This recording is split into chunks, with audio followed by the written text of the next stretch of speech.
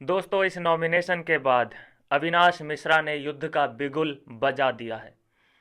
तीन लोग ये आपस में बातचीत करते नजर आ रहे हैं नॉमिनेशन के बाद। और अविनाश ने बोला है कि भाई जो सेफ सेफ अभी तक हम थोड़ा बहुत, वैसे तो सबसे ज़्यादा ये लोग दिखते हैं, लेकिन फिर भी अविनाश का ये मानना था कि हम 100% अपना नहीं दे पा रहे हैं, हमें थोड़ा सा और ब्रूटली खेलना पड़ेगा। इनके जो पॉइंट ऑफ व्यू हैं इनके मुंह पे मारने पड़ेंगे। जो हम इन्हें कभी ना कभी बेनिफिट्स ऑफ डाउट्स दे देते हैं, वो बातें इनके मुंह पे बोलनी पड़ेंगी। यहाँ पे कोई अपना सगा नहीं है। कोई भी ट्रॉफी जब ये लेके जाएंगे तो कोई पूछेगा भी नहीं। इन लोगों से यहाँ पे भाईचारा बना के हमें कोई ट्रॉफी नहीं मिल जाएगी। तो ये बात कहते नज़र आ रहे हैं अविनाश मिश्रा एंड विवियन। लेकिन विवियन का यहाँ कहना है, क्योंकि वो ईसा से थोड़े से उस बात से नाराज़ नहीं कहूँगा, नाराज़ से कुछ भी नीचे जो होता है वो चीज़ जो उनको अखरी है कि जो ईसा के समीकरण हैं कभी कभी रजत से जाके मिलते हैं, शिल्पा से भी जाके समीकरण मिलते हैं ईसा के। तो ये बात तीनों यहाँ पे करते नज़र आ रहे हैं। दोस्तों, आपको क्या लगता है कि इन्हें अपने गेम को और वाइल्ड बनाना पड़ेगा? ये देखिए, मुझे लगता है कि इन तीनों का गेम ऑलरेडी बहुत ज़्यादा वाइल्ड है। इतना और कोई भी नहीं खुला है जितने कि ये लोग खुल के सामने आ चुके हैं। इतना अगर जितना इन लोगों ने दिया है कंटेंट पूरे सीजन में, इतना अगर कोई और दे देना तो फिर क्या से क्या ही हो जाता। लेकिन सब ने जो कंटेंट निकाला, इन तीनों के इर्द गिर्द ही पूरी कहानी, पूरे सीजन की जो कहानी है इन तीनों के इर्द गिर्द ही चली है।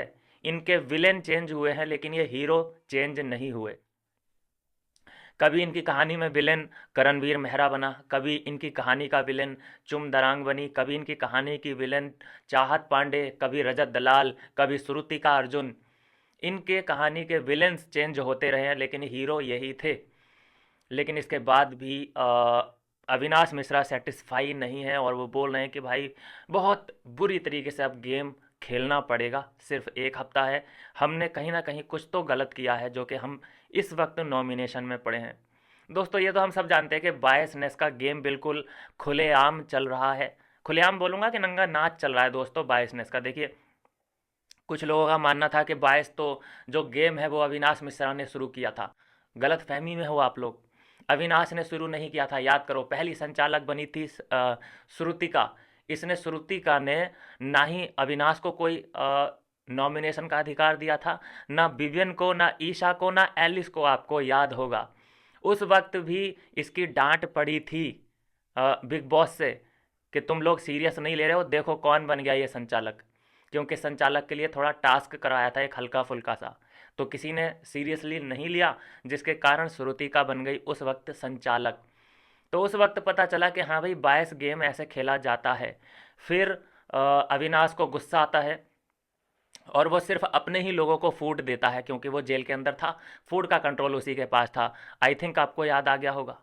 तो कोई ये ना कहे कि भाई शुरू तो अविनाश ने किया था, नहीं, शुरू संचालक ने किया था, मतलब श्रुतिका ने। और श्रुतिका शुरू से ही बायस रही है। लेकिन इसको ऐसी लात पड़ने वाली है और ये खुशी खुशी लात खाने को भी तैयार है। दिक्कत तो इस बात की है, इसे बुरा नहीं लग रहा है। तुम इसे नॉमिनेट कर दे तो इसे बुरा ना लगे, तुम इसे इविक्ट कर दे तो इसे बुरा ना लगे। पता नहीं भैया कैसा प्यार है। चलिए खैर, आगे बढ़ते हैं। दूसरी खबर ये है। खबर दोस्तों पहले आपको बता दूं कौन कौन सी हैं। एक डॉक्टर नर्स वाला जो एक टास्क हुआ है, डॉक्टर पेशेंट वाला टास्क हुआ है एक। और दूसरा, हैप्पी न्यू ईयर मनाने के लिए कौन कौन गेस्ट हैं जो कि अंदर जा रहे हैं, और वो क्या हैप्पी न्यू ईयर सेलिब्रेट करते करते किसी को इविक्ट भी कर सकते हैं। ऐसी कुछ अपडेट्स आ रही हैं। तो सबसे पहले डॉक्टर पेशेंट की बात कर लेते हैं। दोस्तों, रजत दलाल एंड करणवीर मेहरा में फ़ाइट हमें फिर से देखने को मिल सकती है और ये फ़ाइट हमें कल देखने को मिलेगी। जैसा कि मैं आपको बताता आ रहा हूँ कि अभी कोई भी टास्क अगर होता है तो एक एक्स्ट्रा ओवर एक्टिंग करने की करणवीर मेहरा कोशिश करता है आपको। अब आपने कोई भी टास्क देख लो उसका उठा के, अब वो ज़्यादा ही ओवर एक्टिंग, मतलब अपना काम करे चला जाए ऐसा नहीं है, अब एक्स्ट्रा करता है। जिसके कारण हुआ यह है कि अ, इसने जब ये डॉक्टर बना, इसने रजत को अपना पेशेंट बनाया, उसके इसने दाढ़ी काटी कि तुम्हारी दाढ़ी में ये प्रॉब्लम है, तुम्हारे बालों में ये प्रॉब्लम है, उसे प्रॉब्लम बता के और खुद अपने हाथों से उसकी दाढ़ी वगैरह कट कर दी। लेकिन फिर नंबर आया रजत दलाल का। अब रजत दलाल वैसे लड़ाई धड़ाई में तो आगे रहता है, समीकरण बनाने में तो आगे रहता है, लेकिन यहाँ पे वो चालाकी, चंट, देखो चंट है कौन, करणवीर, और वो समीकरण बनाने में आ गया। तो समीकरण थोड़ा टाइम लगता है बनाने में, चंट लेकिन वो निकला कौन, करणवीर मेहरा। तो उसने तो उसकी दाढ़ी वगैरह काट दी रजत की। लेकिन जब नंबर आया रजत दलाल का, डॉक्टर बना वो, तो उसने भी उसे बुलाया कि ठीक है टिट फॉर टैट कर देता हूँ। लेकिन यहाँ पे उसने कुछ ना कुछ ओवर एक्टिंग करते हुए उससे दाढ़ी या बाल कटवाने के लिए मना कर दिया, क्योंकि वो भी रिवेंज लेना चाहता था। तो यहाँ पे वो जो है उसकी एक वकील बन गई है आजकल, चाहत पांडे। वो बोल पड़ी कि यार इसने गलती की रजत, तो क्या तुम भी गलती करोगे? वही वाला डायलॉग जो श्रुतिका मारती है कि उसने गलती की तो तुम भी उसके जैसा बनना चाहती है क्या? वो ऐसा करेगा तो तू भी ऐसा करेगी क्या? ऐसा वाला डायलॉग यहाँ पे चाहत मारने लगी। तो इसने क्या बोला, क्योंकि चाहत नर्स थी डॉक्टर की, तो करणवीर बोलने लगा कि मैं डॉक्टर से नहीं कटवाऊंगा, मुझे दाढ़ी कटवानी है, मैं तुम्हारी नर्स से कटवा लूंगा। अब ये रजत को बहुत अच्छे से पता था कि नर्स काटेगी ही नहीं, नर्स बहुत अच्छे से काटेगी बिल्कुल शेप में, और मैं जब काटूंगा तो ऐसी काटूंगा कि दूर से कैमरा कैप्चर करेगा कि ये कैसी दाढ़ी काटी है। तो इसी बात पे कहा सुनी हो गई और धक्का मुक्की हुई होगी, थप्पड़बाजी तो नहीं हुई होगी, इतना तो श्योर है। बस धक्के धुक्के लगे होंगे और बाकी कुछ नहीं हुआ होगा।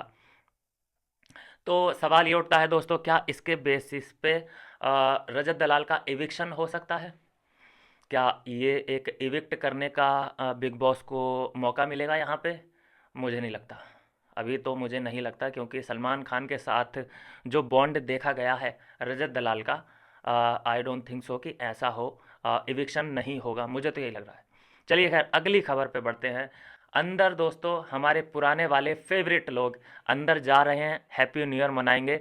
लेकिन उससे पहले खबर यह है कि मुनव्वर फारूकी भी है, अंदर जाएगा, कंगना रनावत भी जा रही है, अभिषेक कुमार और चिंटू अपना, समर्थ जुरैल, ये लोग सब जा रहे हैं। और मुनव्वर फारूकी जा रहा है रोस्टिंग करने के लिए। चलो डांस वांस तो हो गई होगा, लेकिन रोस्ट हमें एक सेशन देखने को मिल सकता है।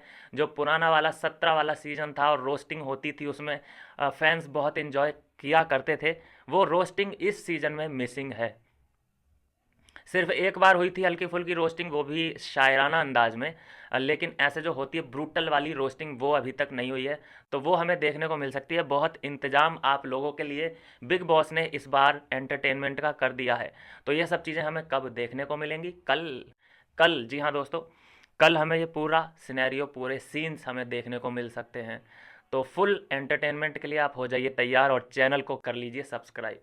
लेकिन मैं फिर से लास्ट में ये बात ज़रूर दोहराना चाहूँगा कि अविनाश मिश्रा एंड विवियन की रणनीति बन चुकी है और पहले से बदल भी चुकी है।